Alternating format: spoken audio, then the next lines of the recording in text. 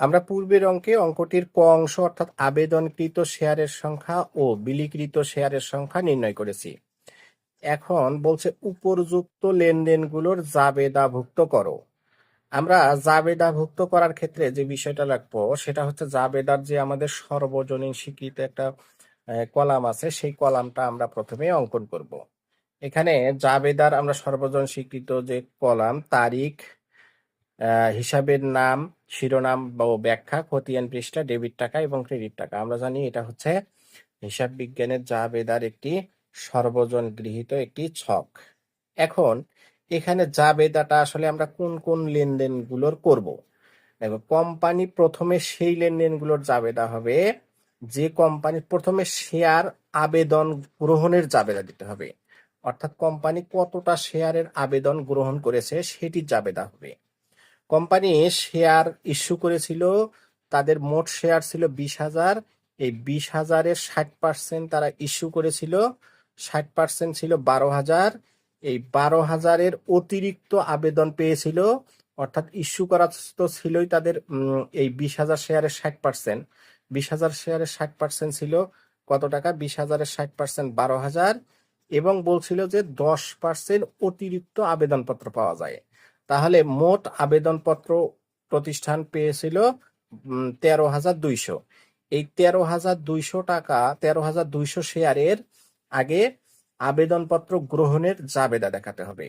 আবেদনপত্র গ্রহণের জাবেদা অর্থাৎ, তাহলে আবেদনপত্র গ্রহণ করছে তারা, এই পত্রগুলো তারা ব্যাংক হিসাবের মাধ্যমে গ্রহণ করেছে, তাহলে ব্যাংক হিসাব ডেবিট এবং শেয়ার আবেদন হিসাব ক্রেডিট।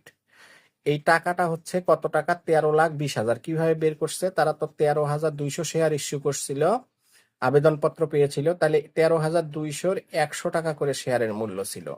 শেয়ারের মূল্য ছিল 100 টাকা, তাহলে ছিল তাদের 13,20,000। এই 13,20,000 পত্র শেয়ারের আবেদনপত্রের টাকা তারা গ্রহণ করেছে, অর্থাৎ 13,200 শেয়ারের 100 টাকা করে মূল্য হলে 13,20,000 টাকা হচ্ছে তাদের মোট শেয়ারের শেয়ারের দাম তারা গ্রহণ করলো।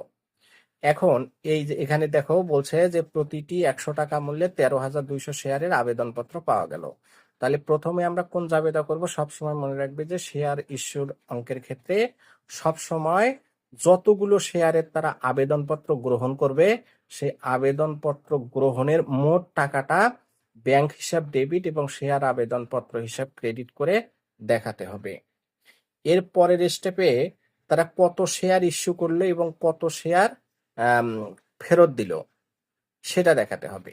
তাহলে পরের জাবেদাটা হবে শেয়ার আবেদন হিসাব ডেবিট, শেয়ার মূলধন হিসাব ক্রেডিট এবং ব্যাংক হিসাব ক্রেডিট। এটা একটা মুখস্থর মতো রাখতে হবে।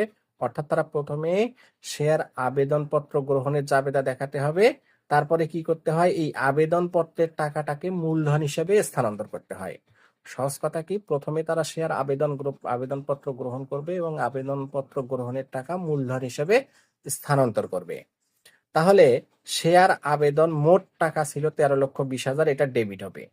এখন শেয়ার আবেদন তো 13,20,000, এটা ডেবিট করলাম। পরের স্টেপে আসিয়া এখন তাদের মূলধন কত টাকা হবে?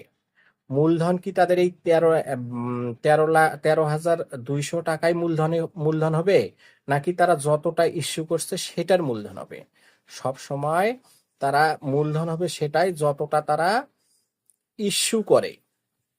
ইস্যু করছে তারা 12,000 শেয়ার, অর্থাৎ কোম্পানির 20,000 শেয়ার ছিল, এই 20,000-এর 60% ছিল 12,000 শেয়ার। 20,000-এর 60% ইস্যু করছিল, তার মানে তাদের মূলধন সবসময়, অর্থাৎ তারা তো যা ইস্যু করছে সেটাই বিক্রি করতে পারবে। তাহলে তাদের মূলধন হবে হচ্ছে এই 12,000 শেয়ারের 100 টাকা করে মূল্য হলে 12 লক্ষ টাকা হবে তাদের মূলধন। তাহলে তারা তো মোট গ্রহণ করছে 13,20,000, অর্থাৎ 13,200 শেয়ারের আবেদনপত্র গ্রহণ করছে। তাহলে 13,200 শেয়ারের আবেদনপত্র গ্রহণ করলে তাদের মূলধন হবে হচ্ছে 12,000 শেয়ারের দাম। 12,000 শেয়ারের দাম 100 টাকা করে হলে তাদের মূলধন হবে 12 লক্ষ টাকা।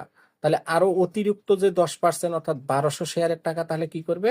এই 1,200 শেয়ারের টাকা তারা সংশ্লিষ্ট আবেদনকারীদের কি করবে? ফেরত দিবে। তাহলে 1,200 গুণন 100 হচ্ছে 12,000, 1,20,000। এই 1,20,000 শেয়ারের টাকা তারা আবার ওই যেহেতু ব্যাংক হিসাবের মাধ্যমেই তারা এই টাকাটা গ্রহণ করছিল, সুতরাং ব্যাংক হিসাবের মাধ্যমেই তারা এই 1,20,000 টাকা ফেরত দিবে।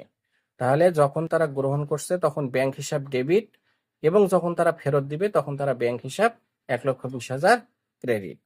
তাহলে এখানে দেখো কি বলছে যে 12,000 শেয়ারের আবেদনের টাকা মূলধন হিসেবে স্থানান্তর করা হয়। অর্থাৎ কোম্পানি তো তাদের 12,000 শেয়ারই ইস্যু করে। এই 12,000 শেয়ার ইস্যু করলে তাদের তো মূলধন 12,000 শেয়ারেরই দাম হবে, বেশি তো আর হবে না। তাহলে অতিরিক্ত যেটা পেয়েছিল সেটা আবার তাদের কি বলছে, অবশিষ্ট শেয়ার আবেদনের টাকা সংশ্লিষ্ট আবেদনকারীদের কি করা হলো, ফেরত দেওয়া হলো। তাহলে ফেরত দিলে কোম্পানির মোট মূলধন হলো 12 লক্ষ টাকা। এখন কি করছে, এখন বলছিল যে এখানে একটা মূল বিষয় হচ্ছে কোম্পানি তার অবলেখক আরেফিন অ্যান্ড কোম্পানিকে 2% কমিশন প্রদান করে। তাহলে 2% কমিশন প্রদান করলে কমিশন তো সবসময় ডেবিট হয়। কমিশন যেহেতু প্রতিষ্ঠানের জন্য একটি ব্যয়, তাহলে কি হবে, অবলেখকের কমিশন হিসাব ডেবিট এবং ব্যাংক হিসাব ক্রেডিট। তাহলে তারা কমিশন কার উপর দিবে, তারা তো বিক্রি করছে 12,000 শেয়ারের দাম, তারা 12,000 শেয়ার বিক্রি করছে, মূলধন 12,000 শেয়ার বিক্রি করছে। তার মানে যারা বিক্রি করে দিছে তারা 20 লক্ষ টাকার 12 লক্ষ টাকার শেয়ার বিক্রি করে দিয়ে 12 লক্ষ টাকায় বিক্রি করে দিয়েছে 12,000 শেয়ার। এই 12 লক্ষ টাকার উপরে কমিশন পাবে সবসময় কয় পার্সেন্ট, 2%। তাহলে 1200 শেয়ার 100 টাকা করে 12 লক্ষ টাকা বিক্রি করার কারণে এরা বলছে যে অবলেখককে 2% হারে কমিশন দেওয়া হবে। তাহলে 12 লক্ষ টাকার 2% হচ্ছে 24, 12 দুগুণে 24, 3টে শূন্য, তাহলে 24,000 টাকা হচ্ছে অবলেখকের কমিশন। তাহলে অবলেখকের কমিশন হিসাব ডেবিট এবং এই কমিশন ব্যাংক হিসাব ক্রেডিট।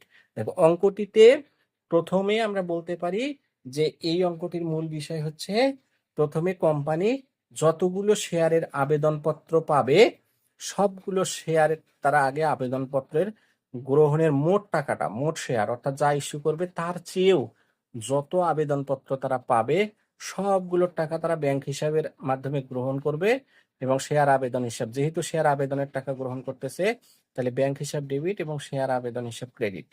পরবর্তী স্টেপে গিয়ে তারা কি করবে, শেয়ার আবেদনের টাকাটাকে মূলধন হিসেবে স্থানান্তর করবে এবং অবশিষ্ট অতিরিক্ত যে আবেদনটা পাবে, আবেদনপত্রটা তারা গ্রহণ করবে, সেই টাকাটা তারা ফেরত দিবে।